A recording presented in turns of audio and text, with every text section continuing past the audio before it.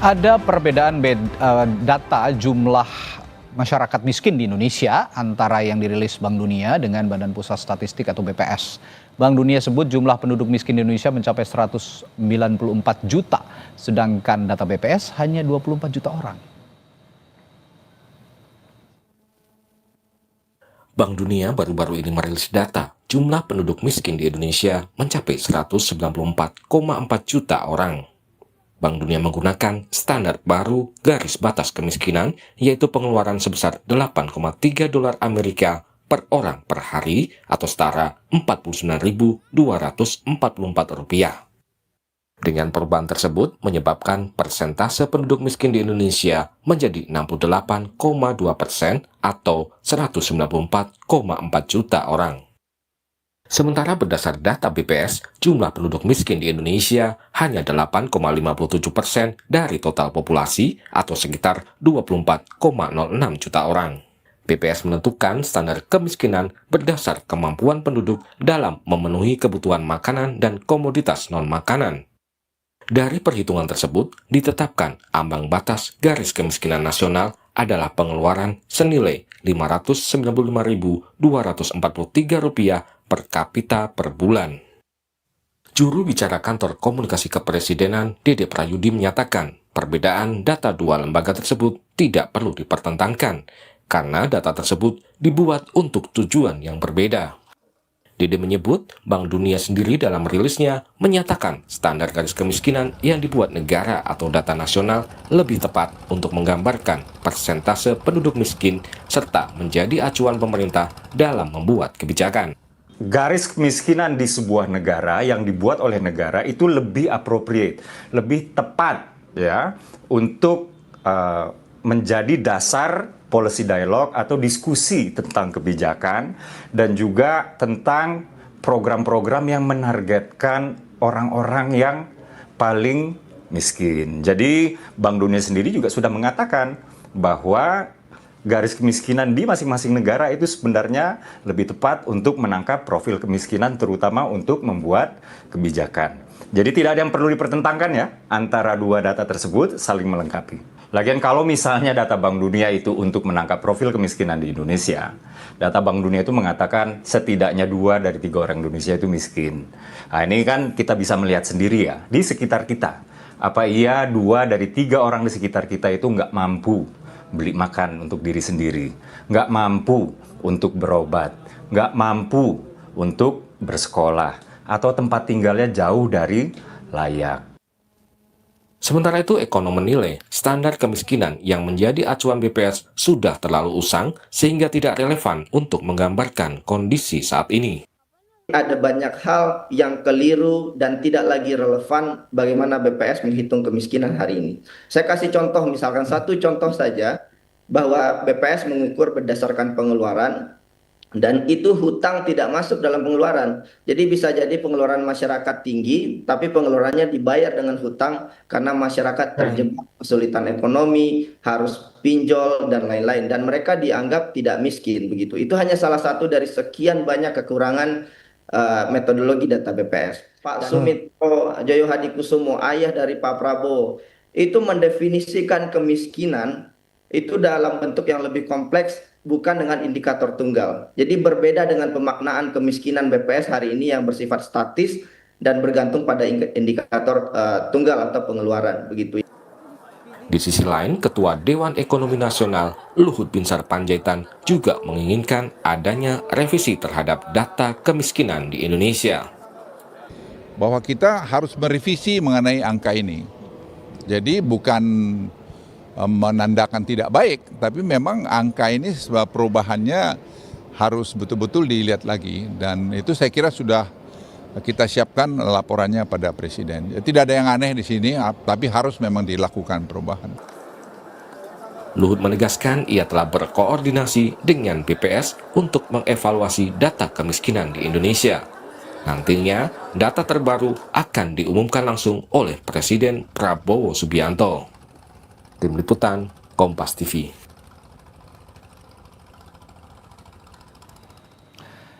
Lalu bagaimana menyikapi perbedaan data kemiskinan Bank Dunia dan juga BPS, serta apa yang harus dilakukan untuk mewujudkan data yang akurat, khususnya soal angka penduduk miskin di Indonesia. Kita ulas bersama anggota Dewan Ekonomi Nasional Arief Ansori Yusuf dan Guru Besar Fakultas Ekonomi dan Bisnis Universitas Indonesia, Profesor Telisa Aulia Valianti. Prof. Arief, Prof. Telisa, selamat malam. Selamat malam.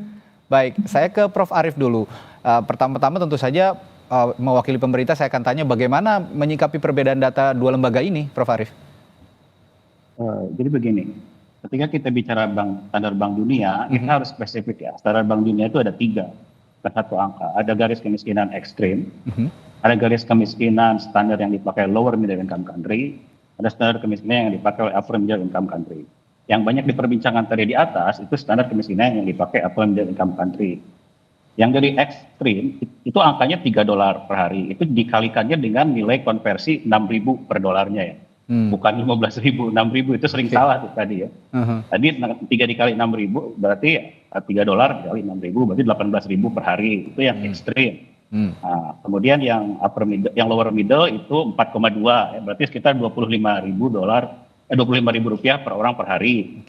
Satu yang upper middle income itu 8,3 itu sekitar kali 6 aja ya, itu sekitar 50-an ribu lah per hari, itu 1,5 juta per bulan. Nah yang disebut-sebut tadi itu yang paling tinggi, itu garis kemiskinan di upper middle income country yang kalau disetarakan dengan rupiah per bulan itu 1,5 juta per orang per bulan ya. Nah ini adalah garis kemiskinan yang dipakai di upper middle income country.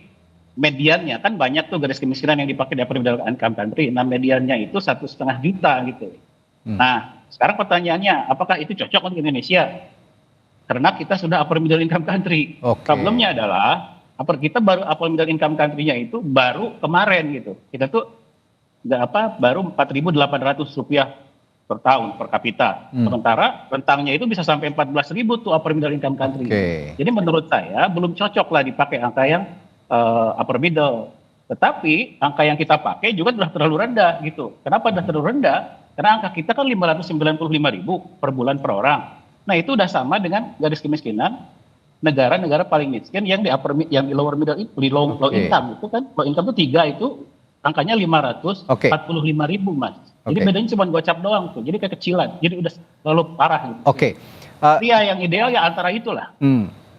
Tapi sederhananya Prof, jadinya supaya publik juga bisa mencerna pembicaraan kita malam hari ini, yang harus disesuaikan itu BPS menyesuaikan Bank Dunia atau Bank Dunia yang harus melihat BPS sebenarnya kategorisasi.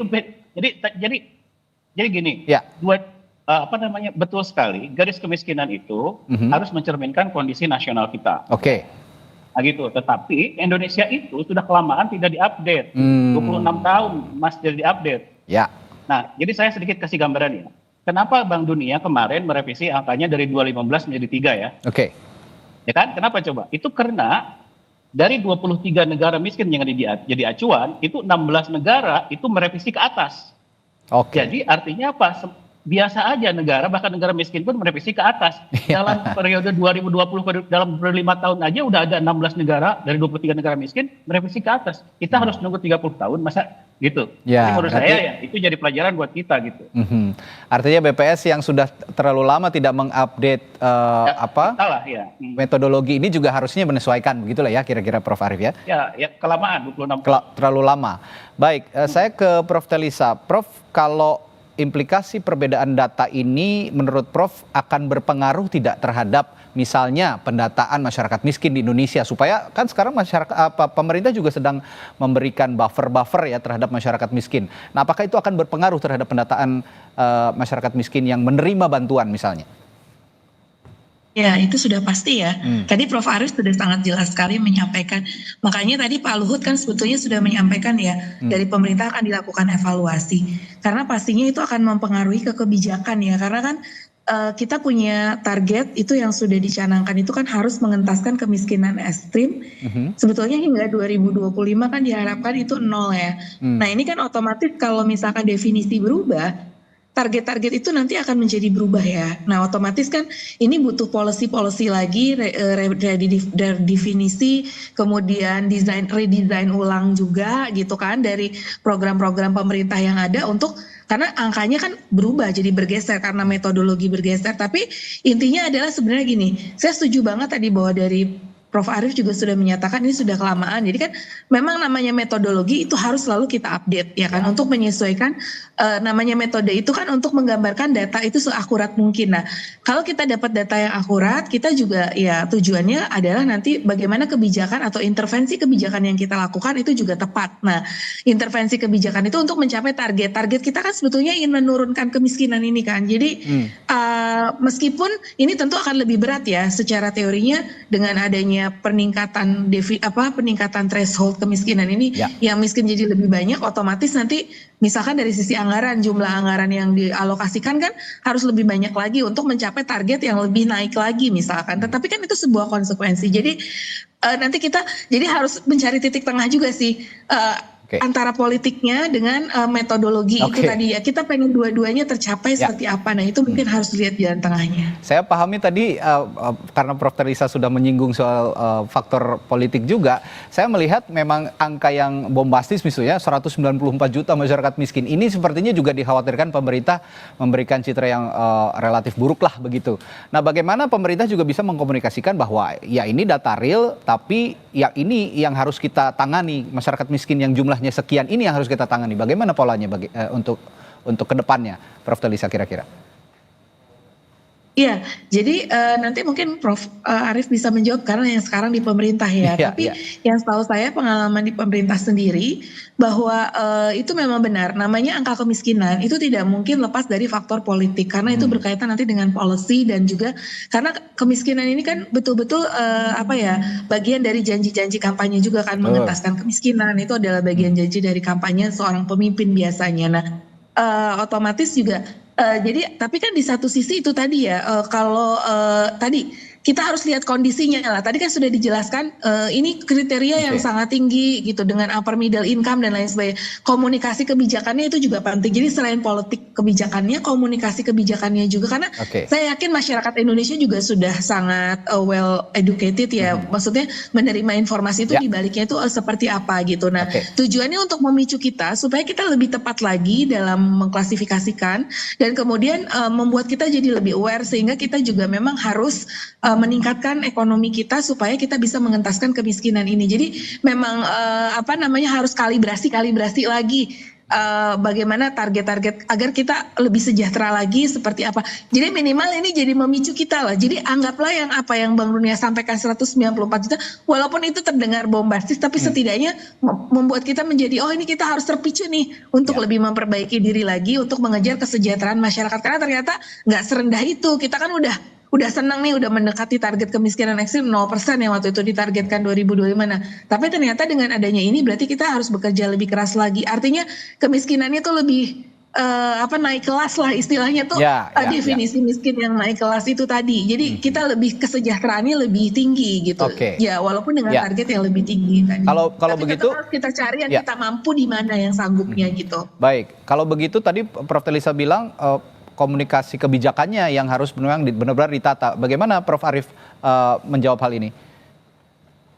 Kalau yang dimaksud komunikasi, jadi gini, kalau kita merevisi garis kemiskinan misalkanlah yang masuk akal yang minimal menurut saya yang ideal ya, bukan berarti mengadopsi ya, minimal gitu ya, karena Indonesia sudah lepas dari upper middle income, tapi minimal standarnya harus lebih besar dari lower middle income. Kenapa lower middle income yang saya jadikan acuan? Karena tadi upper middle income kita baru saja masuknya. Berarti ini artinya $4,2 per hari per orang itu ekuivalen dengan sekitar 765 ribuan, antara 700, jadi minimal 700-an 800-an ribu. Nah, kemiskinan kita itu akan menjadi sekitar 20% naiknya.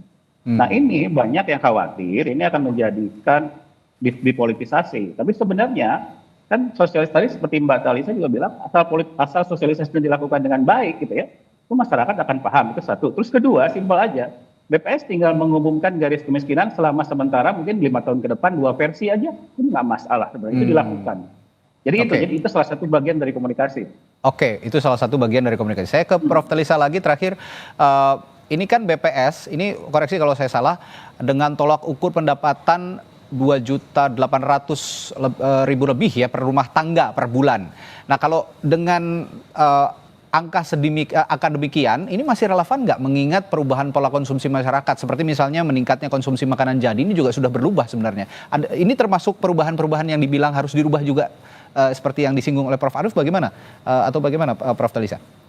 Iya, jadi yang tadi juga kenaikan yang disampaikan oleh World Bank itu karena ada kenaikan dari biaya hidup juga ya. Jadi kan memang biaya hidup itu setiap tahun meningkat. Jadi ada kenaikan harga-harga komoditas. Jadi kenapa World Bank juga menaikkan selain tadi kita bicara kelas kelompok pendapatan, juga memang ada revisi akibat dari kenaikan harga-harga komoditas. Jadi seiring dengan kenaikan harga-harga itu kan otomatis jadi meningkat juga thresholdnya itu. Jadi memang makanya perlu diupdate itu karena kan kita tahu bahwa harga itu terus dinamis ya, harga terus mengalami kenaikan. Nah jadi terutama juga misalkan medical sekarang tuh juga naik ya, inflasi medical. Nah itu kan komoditas, tapi kan ini kalau medical mungkin terlalu tinggi levelnya, tapi makanan, pangan ataupun ini yang banyak dikonsumsi oleh masyarakat kenaikan harganya itu tercermin juga. Jadi itu tentunya makanya butuh updating untuk revisi-revisi itu tadi seperti itu. Dan saya setuju tadi kalau Prof.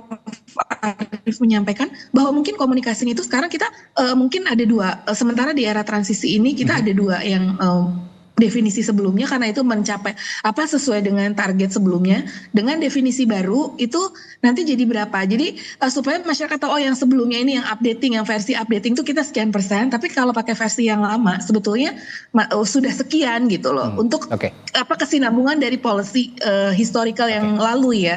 Menurut saya itu juga satu jalan keluar sih.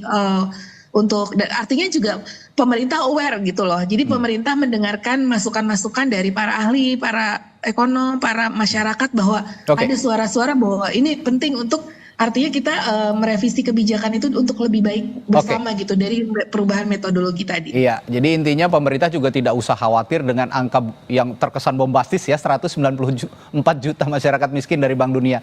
Tapi yang penting pemerintah masih bisa tetap fokus untuk menangani pengentasan kemiskinan di Indonesia, berapapun jumlahnya. Tapi yang pasti tadi masyarakat miskin yang disebutkan oleh Bank Dunia, Prof. Talisa mengatakan masyarakat miskin yang kualitas hidupnya sudah jauh lebih baik begitu sekarang. Begitu ya kira-kira Prof. Baik, terima kasih Prof. Talisa, Prof. Arief sudah memberikan perspektifnya malam hari ini. Selamat malam, sampai jumpa lagi.